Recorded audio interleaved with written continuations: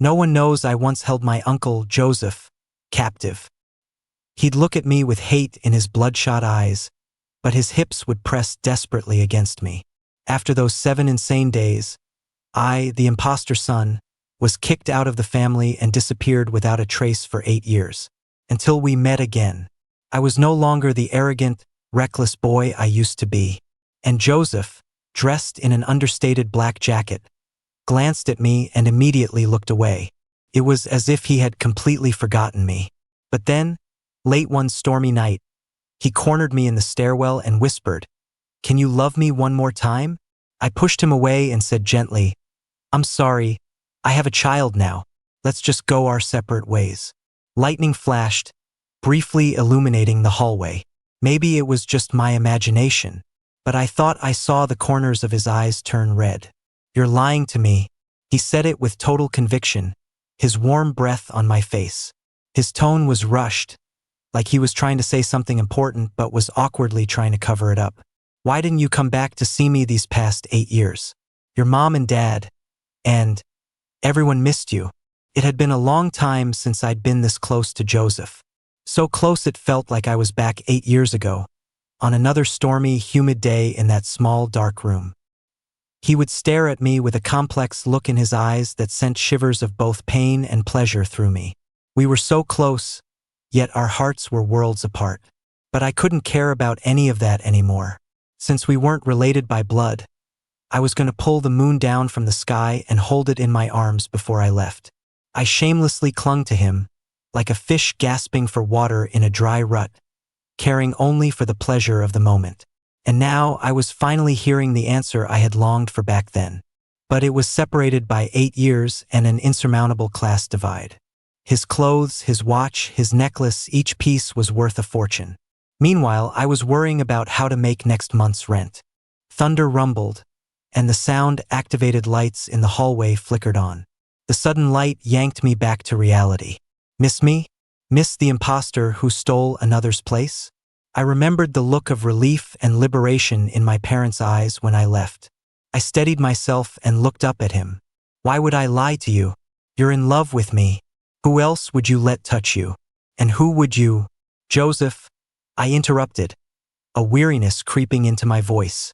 "Do you remember what you said to me back then?" The younger Joseph had stared at me viciously, spitting out each word.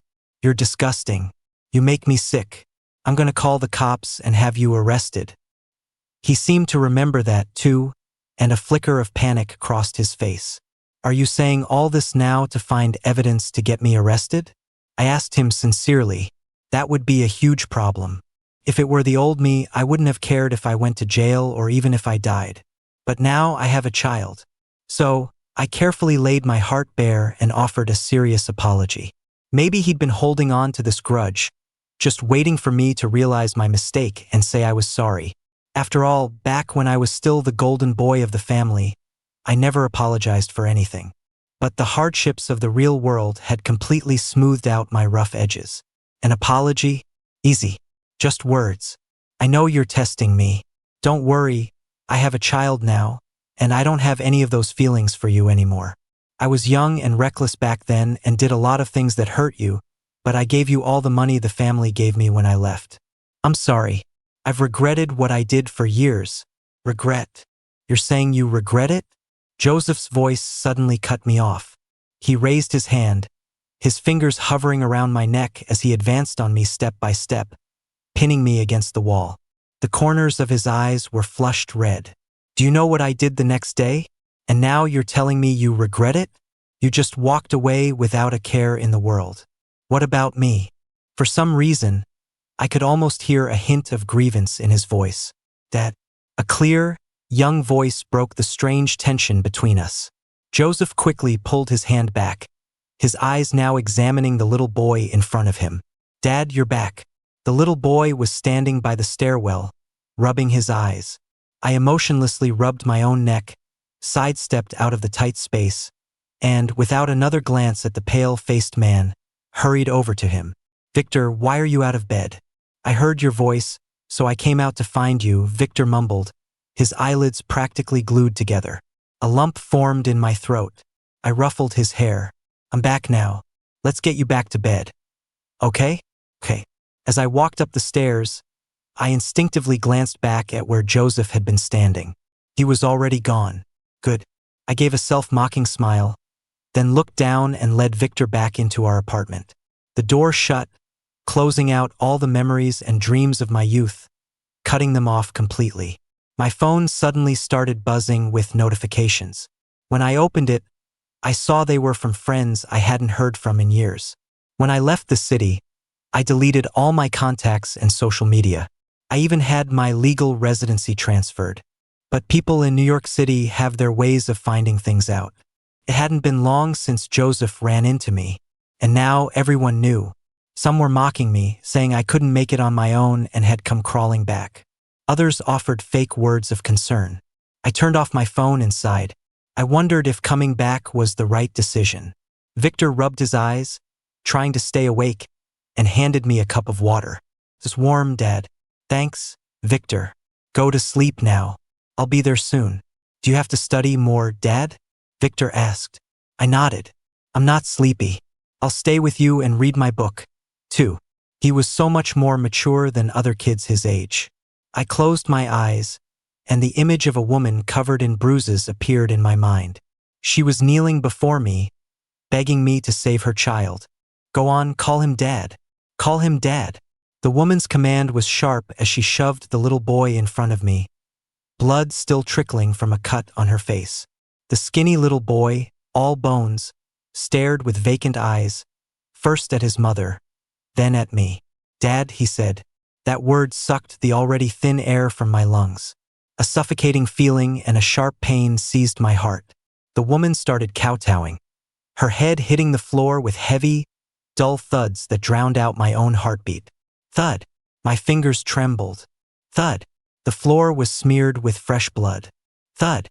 I reached out my hand to the child. That night I had a dream. I dreamed of my youth. Back then I was still the family's golden boy, powerful and privileged, living a charmed life. "Your uncle is coming over today. Behave yourself," my mom said, poking my forehead with a sigh. "Stop acting like a wild monkey all the time." My uncle? I thought I just had an older uncle and an aunt. Did a new uncle just pop out from under a rock? I asked, surprised. My parents exchanged a strange look. "Because of some things, your uncle just recently came back from overseas," my dad said after a cough. "Fine, whatever," I shrugged. I was expecting a pot-bellied, balding, greasy middle-aged man like my other uncle, or at best, an ordinary middle-aged guy slightly out of shape like my father. But I never expected my uncle to be so young. He was even a year younger than me. TSK. Just goes to show how vigorous my grandfather was in his old age. He was wearing a black trench coat over perfectly pressed trousers that accentuated his tall, lean frame. He had a steady gaze and handsome features. When he looked up and saw me standing there, stunned, a slight smile played on his lips as he called out to me gently, "Caleb." He was totally my type. But what do you do when the person you fall for at first sight is your own uncle, asking for a friend? It's kind of urgent. I didn't like this dream, so I woke up a little early. Beside me, Victor was still asleep, his cheeks flushed, one hand clutching the sleeve of my shirt. When I first brought him home, he was a very light sleeper. I only realized it one night when I woke up from a nightmare to find him standing by my window, staring at me with his big, dark eyes. It scared the hell out of me. "Do you want me to hold you?" I asked him with a smile after taking a deep breath and opening my arms. He gradually got used to sleeping in my arms, and his sleep quality got better and better. I got up, changed my clothes, and tiptoed out of the bedroom. I glanced at my phone. It was only 4 in the morning. I sat in the living room with only a small lamp on, pulled out my textbook, and started studying. I used to scoff at studying, thinking I just needed to go abroad for a bit and then come back to inherit the family business. I didn't gamble, hire prostitutes, do drugs, or waste money extravagantly. The pocket money my parents gave me was more than enough to live comfortably for the rest of my life, even if I did nothing. Looking back, that was incredibly naive. That naivete meant that now I have to work 10 times harder than anyone else just to catch up. Around 7, I stood up, stretched, and was about to go wake Victor up. When I casually glanced out the window, I saw two familiar figures standing downstairs, Joseph and the real heir, Adrian. Adrian no longer had that look of hardship he once did. In the past 8 years, he had truly become the person he was meant to be. The two of them seemed to be arguing about something, and neither looked happy. But wasn't this a strange place for them to show up? I frowned, a bad feeling creeping over me. They're not really planning to turn me in to the police, are they? God is my witness, after the real son came back, I never said a harsh word to him. I spent all my time with him and then quickly got out of the way to give him his spot. Just then, they both looked up. Our eyes met. Great. Now I couldn't even pretend I hadn't seen them.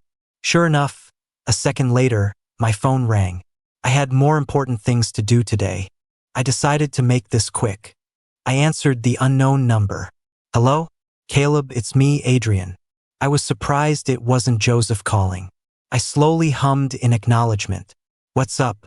Joseph and I are downstairs. We'd like to talk to you. I glanced at the clock again. Come on up.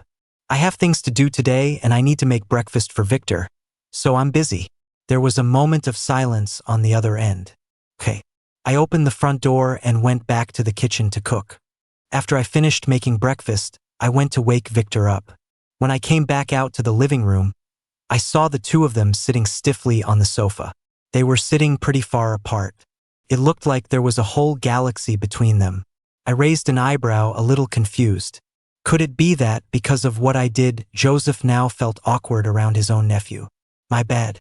Their eyes fell on my face, then followed my hand down to the child I was holding. This is my son, Victor Smith.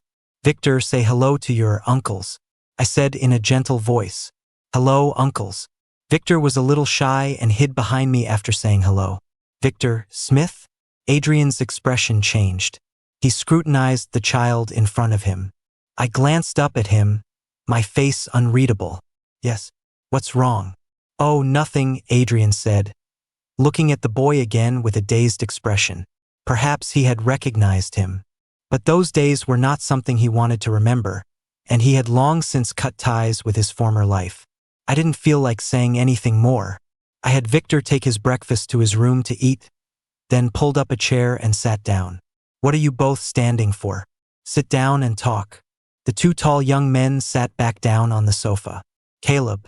Adrian pursed his lips and glanced at Joseph, who was staring at the floor, lost in thought. Adrian had no choice but to speak first. We came to ask how you've been all these years, and if you're planning on leaving again.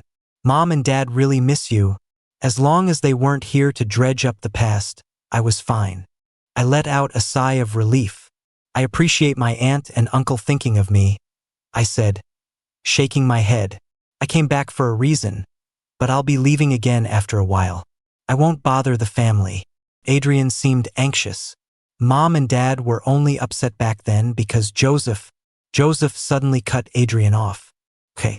They seemed to have some secrets between them. Joseph, what's wrong? I asked. Adrian realized he'd let something slip. His expression shifted, and he glanced at the impassive Joseph before forcing a laugh. And nothing. Another silence fell. I didn't want to waste any more time with them here. Would you like to stay for breakfast? It was a polite way of asking them to leave. Oh, I don't really, Adrian started to say. Adrian has somewhere to be. Joseph cut him off again. I don't. I'll stay. Adrian's mouth twitched. He stood up resignedly, ready to leave. I walked him to the door and saw him glance toward the bedroom a few more times. He didn't say a word. The sun was shining brightly today. I had originally made myself 2 eggs, but now with an uninvited guest, I had to give him one. Joseph sat to the side, his long limbs making him look a bit cramped. He looked down and suddenly smiled. What is it? I was taken aback. It had been a long time since I'd seen Joseph smile. I certainly hadn't seen him smile during those 7 days. For a long time after leaving the family, I would see his hate-filled eyes whenever I closed mine, and the peeling paint of a ceiling whenever I opened them. My mind was a mess. I even thought about suicide. But life is full of unpredictable things. I didn't succeed in killing myself, I even ended up adopting a child when I could barely support myself. Now, everything seemed to be moving in a better direction. Caleb. Joseph's gentle voice called my name. I finally snapped out of my complicated thoughts. Maybe it was my imagination, but his mood seemed a little better than before. The golden sunlight fell on the tips of his hair and his eyelashes, adding a touch of tenderness. Countless times, in my midnight dreams, I had longed for a scene just like this. He said, "This is the first time I've eaten something you've cooked. I'll be living here until I leave. You can come over and try more dishes whenever you're free." "I know how to cook a lot more now," I said, sitting down as well. In that moment, I felt like I had finally let go. Truly loving the moon doesn't mean you have to pluck it from the sky and drag it down into the abyss with you. It means letting it be happy, joyful, and live its own life. Victor looked at me, then at Joseph. "Doesn't your partner cook for you?" Joseph asked. My hand, holding my chopsticks, paused. "I remember you used to love my cooking. After all these years, I've learned to make a lot more things," he said, bringing up the past. "Back then, I was a young master who had never lifted a finger in the kitchen. I used to go to Joseph's place every day to bother him.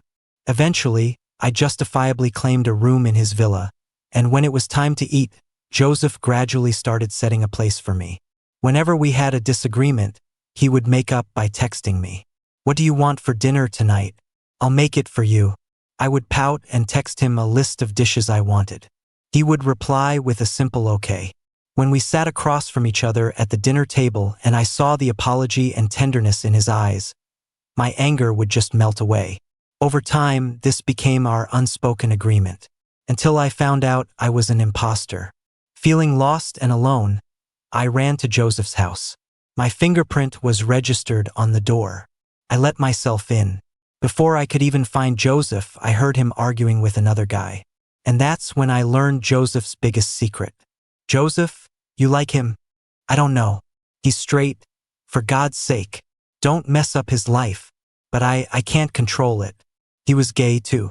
And he was already in love with someone. Hit by this double shock, in my despair, I did the thing I regret most. "Not today. I have something to do," I said, turning away to avoid Joseph's gaze. "I won't be back for lunch." Lately, I've been running into Joseph everywhere, at my doorstep on the NYU campus, at a lecture by the marriage law expert Professor Miller. He was everywhere. It was hard not to suspect he was following me. But seeing that face, I just couldn't bring myself to turn him away. And so, he was able to get into my apartment again and again. The young man took off his trench coat and hung it on the coat rack like he owned the place. The hem of his high-quality white shirt was tucked into his crisp trousers, outlining a lean, powerful waist that swayed slightly with his movements, exuding a subtle, restrained sexiness. Especially since I knew exactly how powerful that waist was. I couldn't help but swallow hard. I looked away and got up to pour him a glass of water. "Make yourself at home. Where's the kid? He's staying at a dorm." After saying that, I put my non-prescription glasses back on, lowered my head to my book, and forced myself to ignore the burning gaze on me. When the lights came on, I suddenly snapped back to reality. "What do you want to eat tonight?" Joseph had opened the fridge on his own and was looking at me. In that instant, I felt like I was back in the past. When I first started going to Joseph's place, he seemed to welcome me, but he was also subtly trying to get me to leave. I only managed to stay because I was shameless. After spending a lot of time together, I realized he was completely different from how he acted around my parents. He had quite a temper and got angry easily, but he was also easy to appease. A few soft words and some grand promises were all it took. "See? I did something so awful to him. Why, after what I did to you, are you the one trying to make peace with me?" "Egg fried rice," I said instinctively, taking off my glasses under his gaze. The young man watched me put the glasses on the table and smiled. "Okay." There was still some leftover rice from lunch. Joseph tied on an apron and started to get busy. I leaned against the doorframe, watching him, a mix of complicated feelings swirling inside me. "I never thought you'd end up becoming a lawyer, and one who studies marriage law at that," he said. I stared at him, a little dazed. His long, slender fingers chopped green onions, the veins on the back of his hand faintly visible. A work of art like his hands doing this kind of work felt like a crime against beauty. Caleb? I finally came to my senses. Right? Back then, whenever your parents got mad at you, you'd run to my place to hide. I was young and dumb, I replied flatly. So, imprisoning me, was that part of it too? I froze. What? He turned to look at me and asked softly, am I just another part of your casually dismissed young and dumb past? The atmosphere instantly fell silent. It was like a scar that bled every time it was touched. I felt incredibly guilty, but I didn't know how to make it up to him. I'm sorry, I said, looking down. Every day and every night I was away, I repented for everything I had done. Arrogance and anger had blinded me, causing me to hurt the person I loved. You were so brazen back then. When I said no, you forced me to take those pills. My whole body felt like it was on fire, and you were my only relief. You were on top of me, my hands tied, looking at me like I was a dog. Couldn't even hold you. Can your current partner hold you? Can he make you cook for him? So what about me? What am I supposed to do? Just leave me alone in hell? Caleb, you're even more cruel now than you were before. I hate you. Does I'm sorry fix anything? Just a few empty words. What do you want me to do? I couldn't listen anymore and cut him off. Break up with him and be with me. I'll be a good stepfather. I'll be waiting for your answer. The egg fried rice was placed on the table. He left. I sat there in the chair, staring blankly at the steaming food. The long-forgotten sound of my own heartbeat grew louder and louder. It was almost deafening. You never call unless you need something. Why the surprise invitation today? A bright, beautiful young woman asked, propping her chin on her hand and studying me with a teasing tone. Spill it. What do you need my help with? I handed her a bubble tea and, hearing her baseless accusation, said helplessly, Calvin, you've been busy too. Busy? I'm not as busy as you. All you do is study, work, and make money. You're like a superhero. By the way, how's little Victor doing? Is he adjusting to the new environment? She asked. He's adjusting well. Then if everything's fine, why do you look so out of it? I hesitated for a moment, then sighed. Spit it out. What kind of man mumbles like that? I gritted my teeth and decided to just go for it. I have a friend who did something wrong to his one that got away. Now, his crush is back and wants him to take responsibility. Do you think the crush still likes my friend? Calvin's hand trembled, and the straw nearly poked her own hand. Holy shit, you have a one that got away? You look so straight-laced, what could you have possibly done wrong? Stole his Calvin Kleins? Calvin didn't even bother with my flimsy disguise. Me, I slept with him. Calvin, damn. Dude, impressive. My face grew hot. I lowered my head and mumbled, I like him, but he doesn't like me. I waited until he was alone, tied him up, locked him in my little dark room, and forced myself on him 3 times. Wait, what? You kidnapping? Imprisonment? I didn't know you were into such kinky stuff. Bro, that's illegal, you know that, right? Even with a guy. Come on, let's go, you're turning yourself in right now. In her shock, Calvin's voice got louder. She knew about my orientation but was still floored by my actions. I quickly reached out to cover her mouth. No, that's not it, let me explain. Bang! Someone slammed their hand hard against the glass window. We both whipped our heads around to look. Joseph was standing outside the window with a grim expression. Backlit, his features looked even sharper and more indifferent. His hair blew in the wind, and his dark eyes were locked onto my hand, covering Calvin's mouth. At nearly 6'3", his presence was overwhelming. He looked like he had been standing there for a while, coldly watching us. I instinctively snatched my hand back. The glass was thick, I couldn't hear what Joseph was saying. The dark-haired young man stared at me, his beautiful lips forming words for me to read. Wait. For me. With that, he headed for the coffee shop entrance. Calvin frowned, clearly annoyed by Joseph's behavior, and started to complain. For someone so handsome, he's a total psycho. Wait a minute. The girl noticed something, her gaze flickering between me and the young man. This isn't your one that got away, is it? I nodded. Calvin said, deadpan, the kidnapping and imprisonment, that's just your guy's kink, isn't it? With that look on his face like he just caught you cheating, huh? If he didn't like you, there's no way you could have overpowered him. If I'm wrong, I'll start liking women from today on. Calvin, don't worry, I'll handle him. You just need to nod, smile, and say, aha. Got it? Joseph sat down next to me. I had originally come to Calvin for help with my problem. Now I had an even bigger one. You must be Ms. White, right? Joseph asked with a smile. Calvin raised an eyebrow. No, I started to explain. Yes, I am. And you are? Calvin cut me off. I had a very bad feeling about this. Calvin shot me a look that said, if you dare interrupt me, you will die a very painful death. I'm his friend. Friend? I've known him for 8 years, and I've never heard of a friend like you, Calvin said, stroking her chin. A new one? Of course not. We've known each other for 13 years. Joseph's voice was deep as he chose his words carefully. Though his lips were curved into a smile, there was no trace of humor in his eyes. We had a misunderstanding before, so we lost touch for a while. But the misunderstanding has been cleared up now, and we've reconciled. Oh? Calvin glanced at me again and asked meaningfully, what kind of misunderstanding could cause you to lose contact for 8 years? In all that time, I never heard my partner mention you.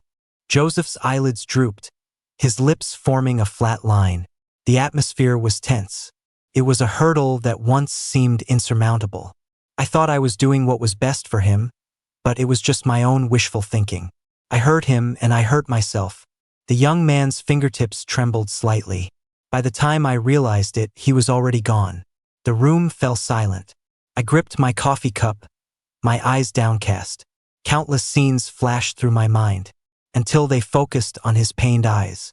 If I had just talked to him properly, would things have turned out differently? Your name is Joseph, right? The young woman asked. How did you know? Joseph asked, surprised. When we pulled Caleb out of that illegal blood-selling clinic, he had a high fever and was delirious. He kept calling your name. Calvin shrugged, then glanced at me, speaking for me. As for the whole partner thing, he's never dated anyone. I was just messing with you. I'm his friend, too, his best friend for the past 8 years. We've been through hell and back together. You've been absent from his life for a long time. You should probably get to know his past. My office just called. I have to go in for overtime. I'm heading out.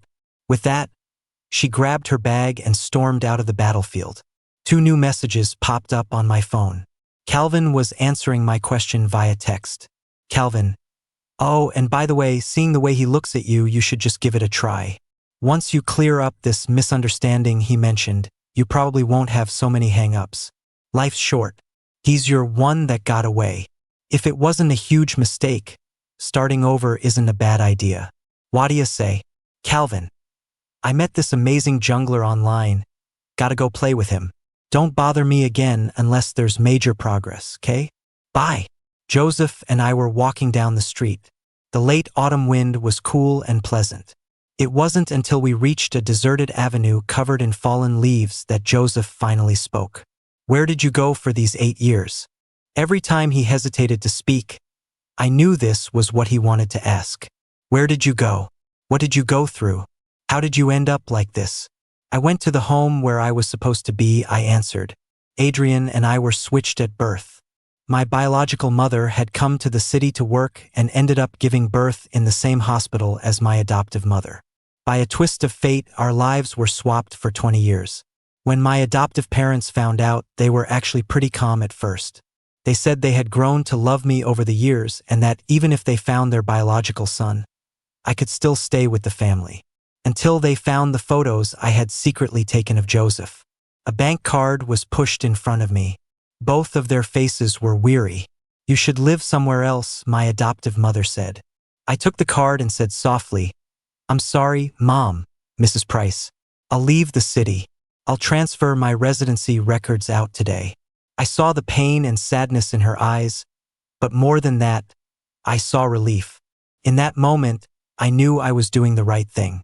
Self-destructive thoughts consumed my mind. I was a thoroughly bad person. I had brought so much misfortune to this family. The madness and self-loathing intensified after hearing what Joseph had said, driving me to commit a sinful act. I imprisoned Joseph in the room I rented. Holding him tight, I felt like I was truly alive again. I didn't ask to be switched at birth. I didn't want to fall in love with my uncle. It was as if I was born with original sin, and only death could be a clean atonement. Joseph, I love you. Isn't that disgusting? Caleb, I'm your uncle. Are you insane? When I get out of here, I'm calling the cops. A loud buzzing filled my head. I smiled but said nothing. It wouldn't matter. They would only find a corpse. Joseph's hand gripped mine. Maybe it was my imagination, but the heat from his hand felt like it was burning my skin. I turned to look at the young man beside me.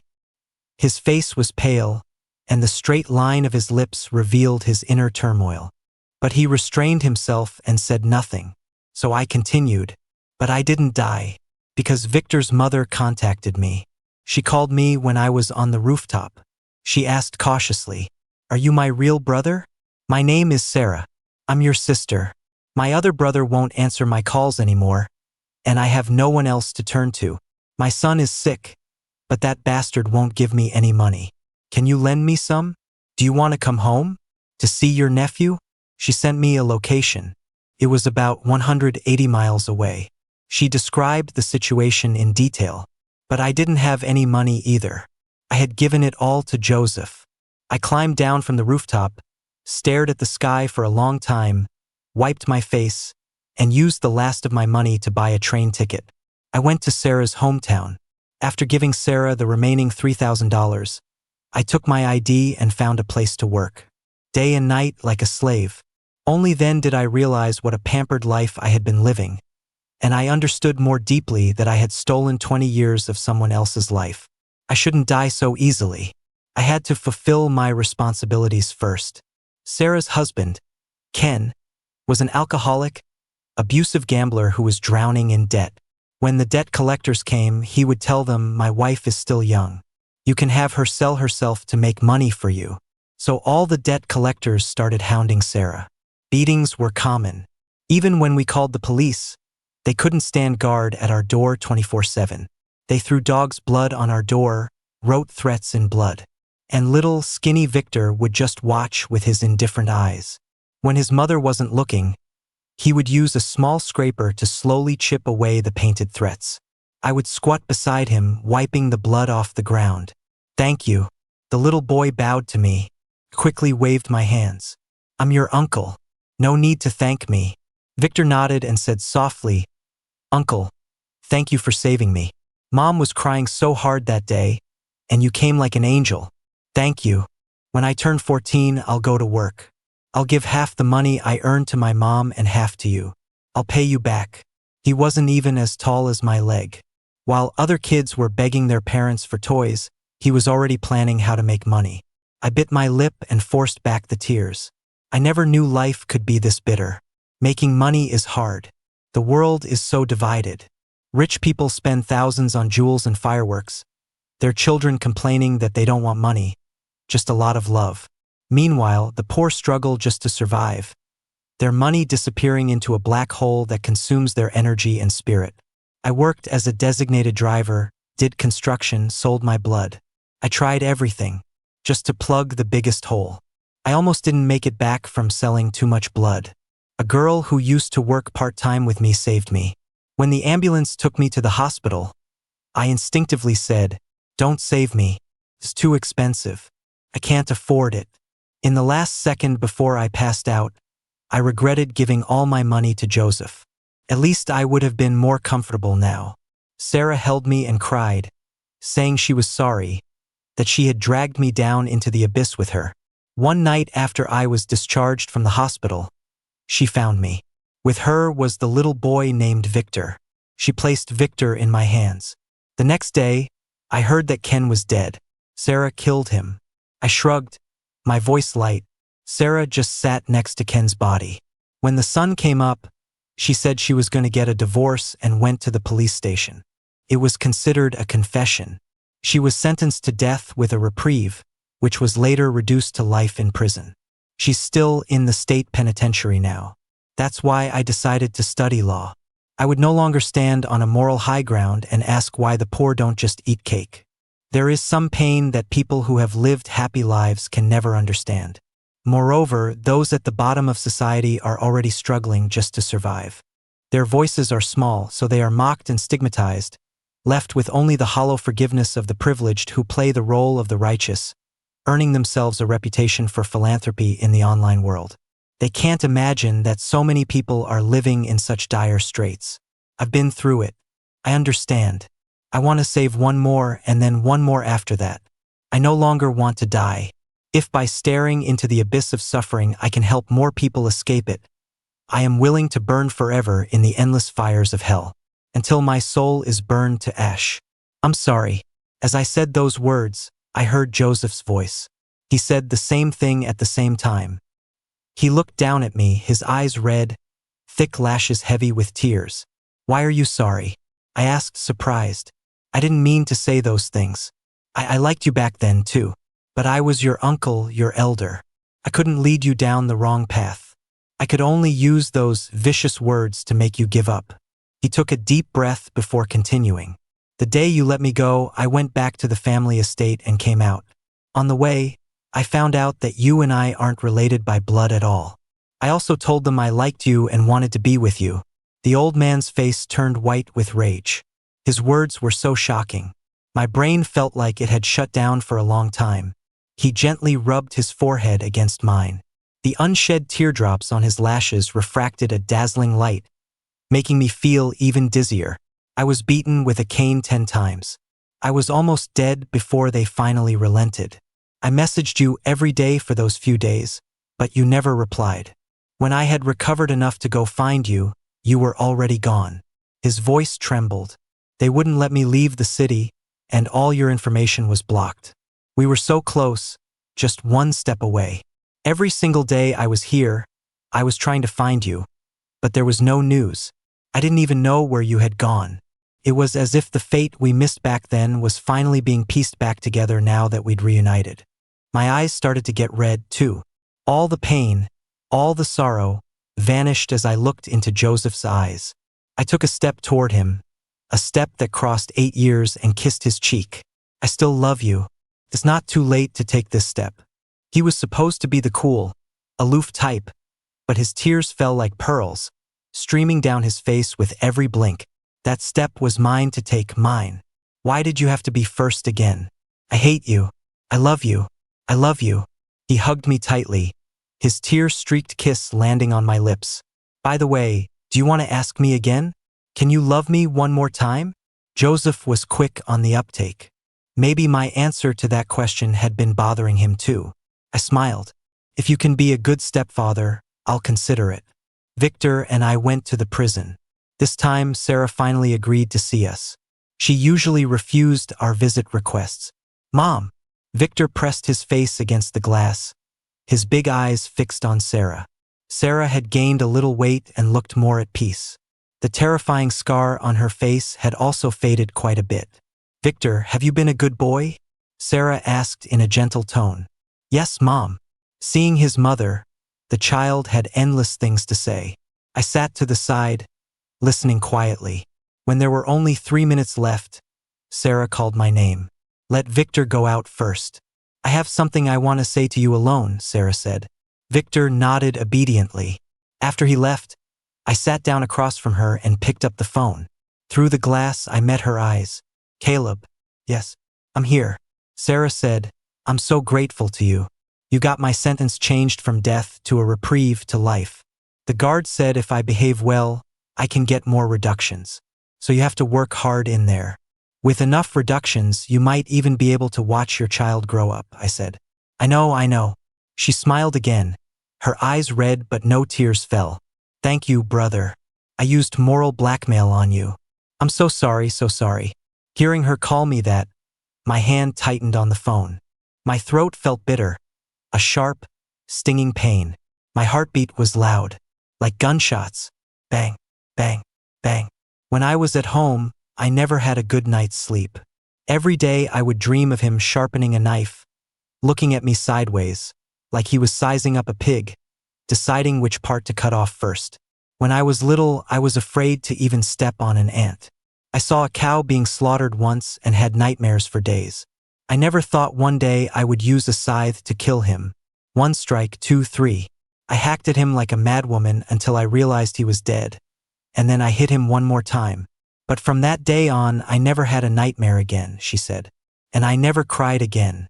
Everything is getting better now, I said quickly. Her tone was like she was giving her last words, full of a peacefulness that was both liberating and terrifying. Victor is still waiting for you to get out. You know, I actually hate him. If it weren't for him, I probably would have run away when I was young. But I was worried about him. I ran away for a while, then came back. I put him in your hands, so he's not my child anymore. Let him take care of you in your old age. If he misbehaves, just send him to an orphanage. Sarah said. Her son's name meant to cross over. But Victor hadn't been able to ferry Sarah to a better shore. Caleb, thank you. You've done everything you could. Time was up. A guard came in. I've already filed a new appeal, Sarah. A child can't be without a mother. There are new judicial provisions now. I'm confident we can get a sentence reduction. You can get out and be with Victor, watch him grow up, watch him get married and start a career. Sarah froze. In a blink, tears streamed down her face. She didn't speak, just wiped them away with her sleeve, waved at me, and followed the guard out, her back straight. I walked out too. Victor was leaning against the wall, his head down, his expression unreadable. When I approached, he looked up at me. He blinked, and 2 teardrops rolled down his cheeks. Kids who grow up poor mature fast. I'm sorry, Dad. I didn't mean to. The time was almost up, and the guard asked me to get you, Victor sobbed, apologizing. He couldn't seem to understand. Why didn't his mom and dad love him? If they didn't love him, why did they bring him into this world? I knew Mom always wanted to run away. I kept telling her I was a burden, that she shouldn't worry about me. I would rather not have been born. As long as Mom was happy, I would be happy, the little boy said, his tears unstoppable as he wiped them away. I knelt down and hugged him. Mom loves you. She loves you very much, I said softly, seeing Joseph waiting in the distance. She's just protecting you in her own way. But I believe that in the end, after all the hardships, we will all find our perfect, happy ending. Extra Joseph. Joseph sensed someone was following him. After all, back when his mother was still the other woman, people were always trying to get rid of him. But he had a knack for survival and had cheated death many times. He was eventually brought back into the family. As for the inheritance, he had his own skills and didn't really care about it.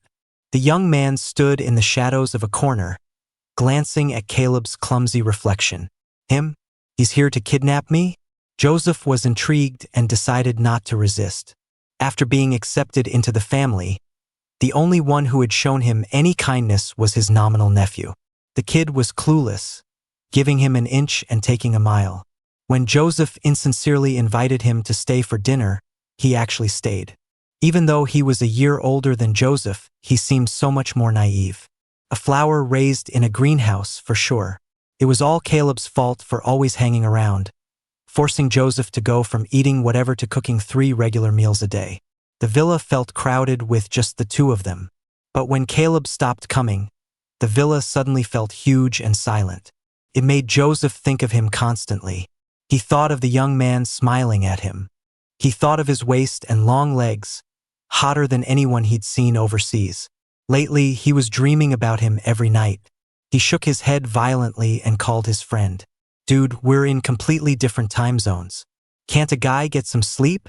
His friend grumbled from the other side of the world. So, let's say there's this person, and when I'm not with them, I feel off. I can't focus and I'm always thinking about them. Plus, they're exactly my type, the waist, the legs, the face. What does that mean? What could it mean? You're into him, obviously. Ooh, who's the one that finally got our Joseph hooked? My nephew. What? Who did you say? Joseph, are you crazy? You like him? I don't know. He's straight. For God's sake, don't mess up his life. But I can't control it. After getting an earful from his friend, Joseph was just starting to clear his head when Caleb locked him in a dark room. He was curious to see what his nephew was planning. When he figured out what Caleb intended to do, he was dumbfounded. Caleb was still young and didn't know better. But as the elder, he should. In his confusion, Joseph had already forgotten he was a year younger than Caleb. "I'm your uncle, are you insane? You're not my uncle anymore." Faced with a red-eyed Caleb, Joseph found he couldn't bring himself to say anything harsher. When Caleb forced the pill into his mouth, Joseph closed his eyes in despair. Fine. He'd grown up abroad anyway. He wasn't hung up on convention. He could just take Caleb overseas later. Two guys don't have kids, so it wouldn't be a burden on society. "Caleb, you're my accomplice. I'll call the cops." Beads of sweat rolled down his chest as it heaved. His eyes greedily tracing every line of the young man before him. The corners of his own eyes flushed red. "So don't let me out. Let's just sink into this space, just the two of us, together, until death. Why is this pill lasting so long?" The young man mumbled, his pupils dilated. Joseph chuckled softly, bit the side of his neck, and pushed harder. When Joseph woke up to find Caleb gone and a bank card left behind, he gritted his teeth in anger. "So you're going to use me and then refuse to take responsibility, huh? Fine, I'll take it." He stretched his wrists and got dressed. He left the room, found the landlord, and bought the place on the spot. Then he went straight to the family estate. "Young master, you've finally appeared. I've been busy with something, couldn't get to the phone. What's up? Your real nephew will be returning to the estate in a few days. The old master wants you to make time to be there." "My real nephew? You haven't been answering your phone." But he's actually been back for a while. They've been keeping it quiet. There was a mix-up at the hospital. "Caleb isn't your brother's biological son." Joseph's expression lit up. "I'm heading to the estate now." The old butler was stunned. "Huh? Right now? Didn't his young master hate going back there?" The young man hung up the phone and, with a small smile, sent Caleb a text. "Caleb, we're really not related by blood. I'm not calling the cops. I'll go back to the estate, come clean, and I'll even graciously say I fell for you first, that I pursued you. Then we can be together. You just wait at home. I'll probably be out of commission for a few days, but it's no big deal. I'll come find you as soon as I can." Lost in his joy, Joseph didn't yet know that their next meeting would be 8 years later.